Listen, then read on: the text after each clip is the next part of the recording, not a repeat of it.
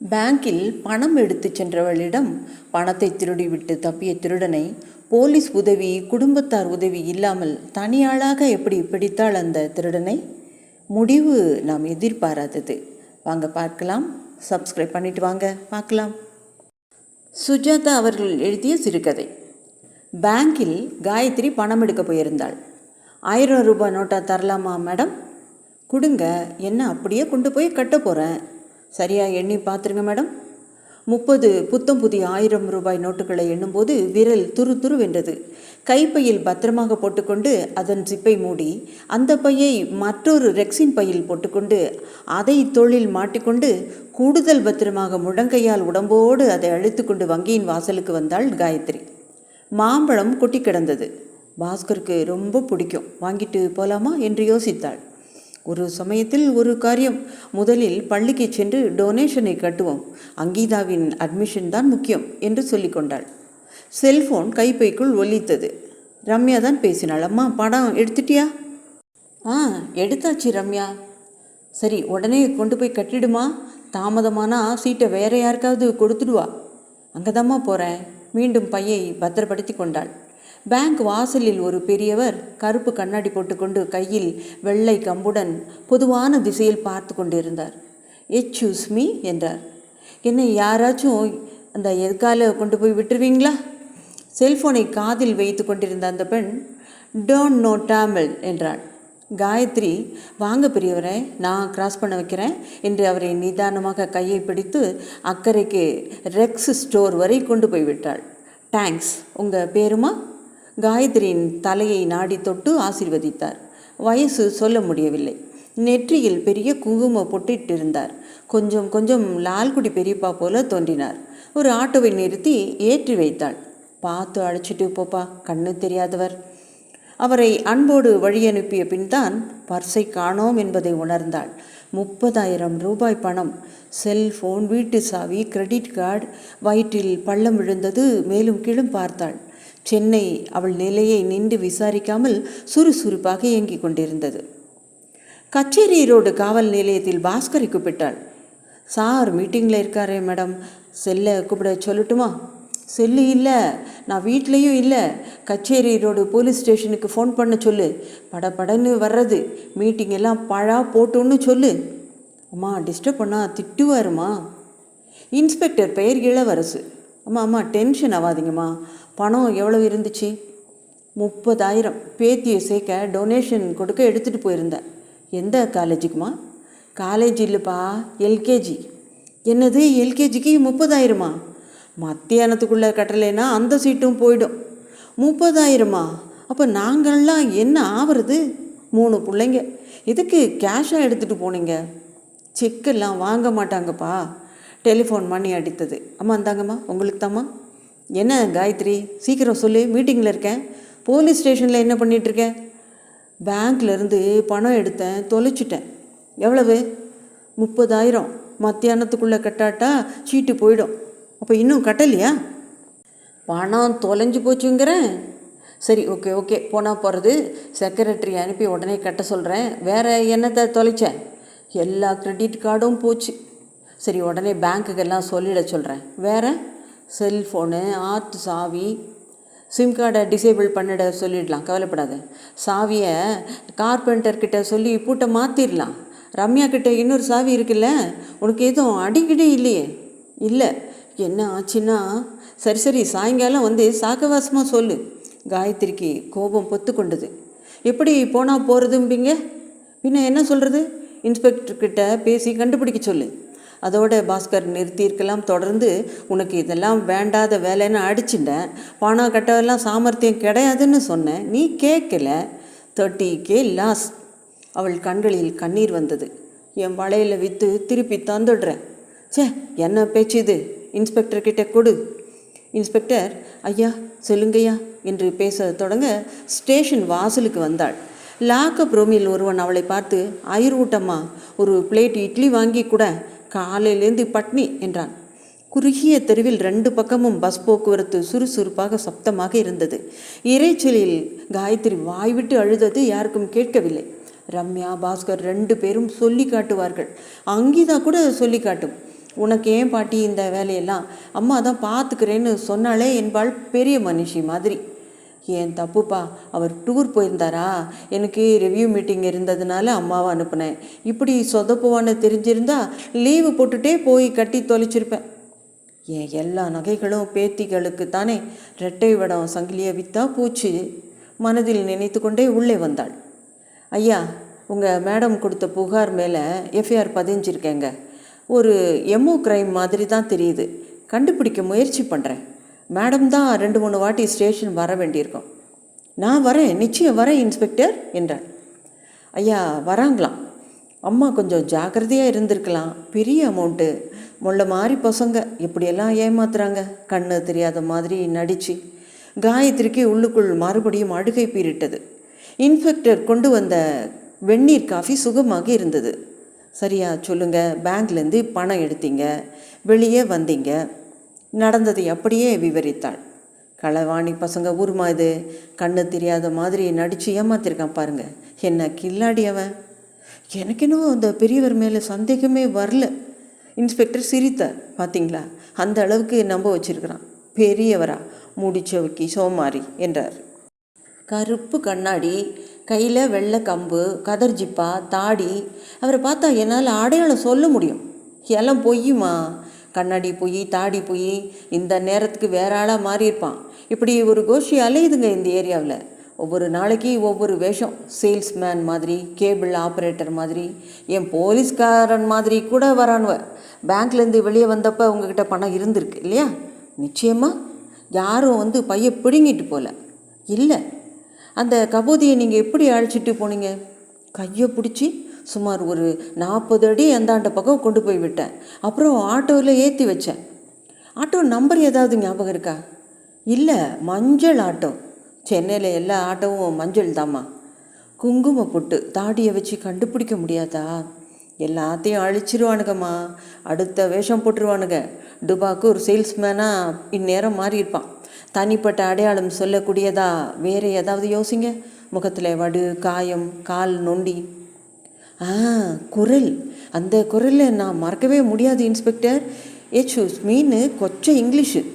Inspector ஏமாற்றத்துடன் குரலை வச்சுட்டு கண்டுபிடிக்கிறது கஷ்டமா.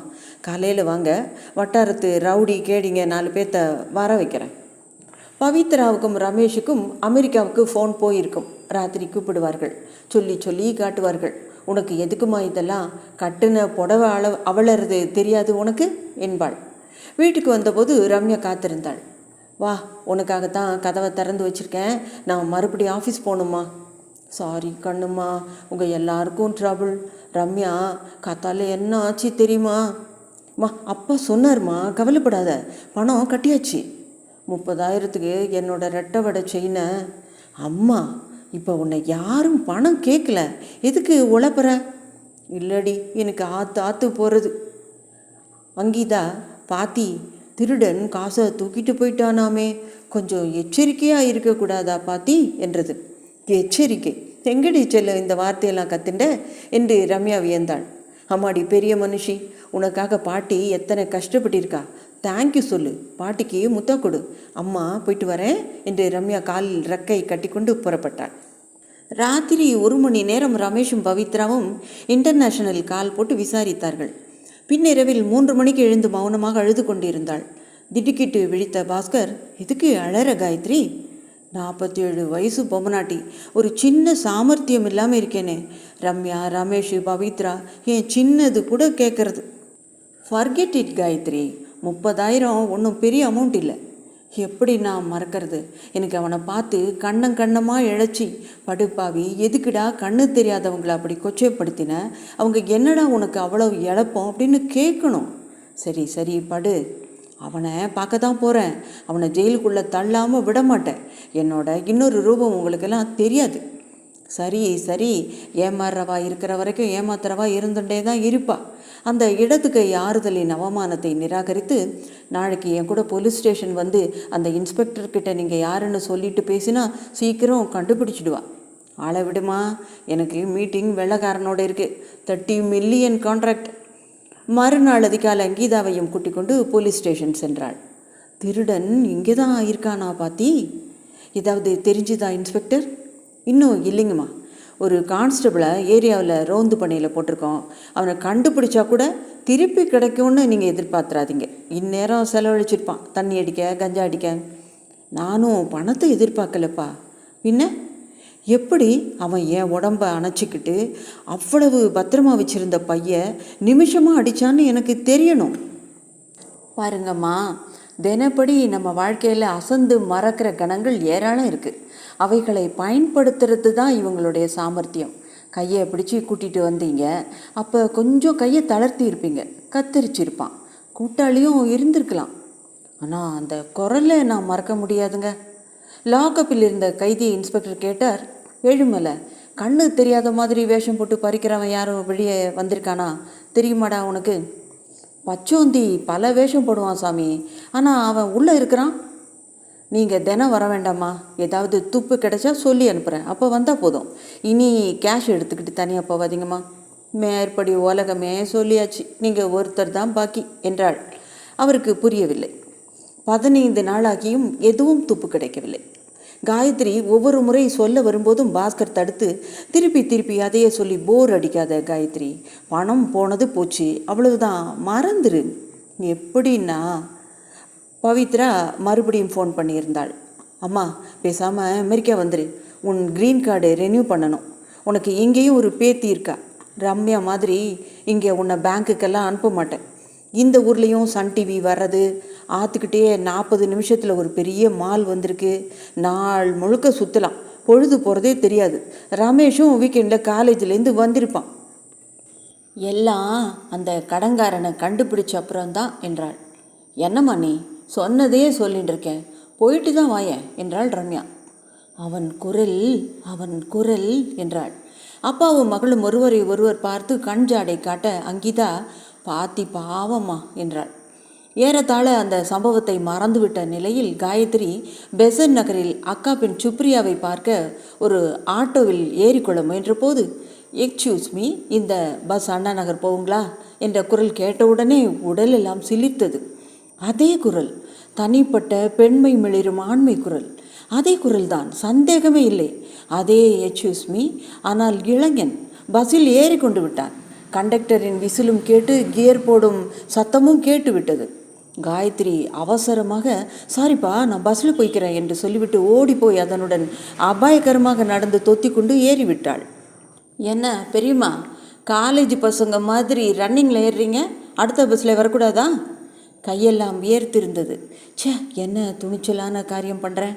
பஸ்ஸுக்குள்ளே நல்ல கூட்டம். அவன் சட்டை கலர் ஞாபகம் இருந்தது. முன்னால் நின்று கொண்டிருந்தான். மெல்ல மெல்ல அவனை அணுகினாள். யாரோ எழுந்து இடம் கொடுத்தார்கள். அவன் நின்ற இடத்தின் அருகிலேயே இருக்கை.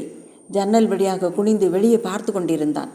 தாடி இல்லை, கருப்பு கண்ணாடி இல்லை, வெள்ளை கம்பு இல்லை, குங்கும பொட்டு இல்லை. கண்டக்டர் வந்து, எங்கே சார் போகணும்? அண்ணா நகர் ஈஸ்ட். சந்தேகமே இல்லை, அதே குரல்தான். இவளை அவனுக்கு ஞாபகம் இருக்குமா தெரியல. இவன் தானா என்பதும் தெரியவில்லை. பக்கத்தில் வீட்டிருந்த பெண்ணிடம் வலு கட்டாயமாக பேசினாள். இப்போல்லாம் ரொம்ப ஜாக்கிரதையாக இருக்க வேண்டியிருக்கு. இப்படி தான் பாருங்கள், அன்றைக்கி பேங்க்லேருந்து வெளியே வரேன், திருடன் ஒருத்தன் கண்ணு தெரியாத மாதிரி பாசாங்கு பண்ணி பாவி பணத்தை அடிச்சுட்டு போயிட்டான் என்றாள். அந்த பெண் வியப்பில், என்கிட்ட எதுக்கு இதை சொல்கிறீங்க என்றாள். சில பேருக்கு கேட்கட்டுமேனு தான். அவன் சட்டென்று எக்ஸ்கியூஸ் மீ என்று சொல்லிக்கொண்டு முன்னால் நகர்ந்தான். பஸ் சிக்னலுக்கு நின்றபோது சட்டென்று இறங்கி கொண்டான். ஒரு ஆட்டோவில் தாவி ஏறிக்கொண்டான். காயத்ரி ஜன்னல் வழியாக எட்டி பார்த்து, டாய், உன்னை நான் விட மாட்டேன்டா என்றாள். சிக்னல் கிடைத்து புறப்படவிருந்த பஸ்ஸிலிருந்து மற்றொரு அசட்டு துணிச்சல் காரியம் செய்தாள். குதித்து இறங்கினாள். பைத்தியம் போலிருக்கு என்றாள் அந்த பெண்.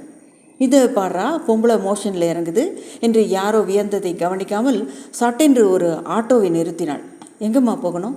அதோ முருகன் துணைன்னு போட்டிருக்கே, அந்த ஆட்டோ பின்னாலே போப்பா, 2530 நம்பர்.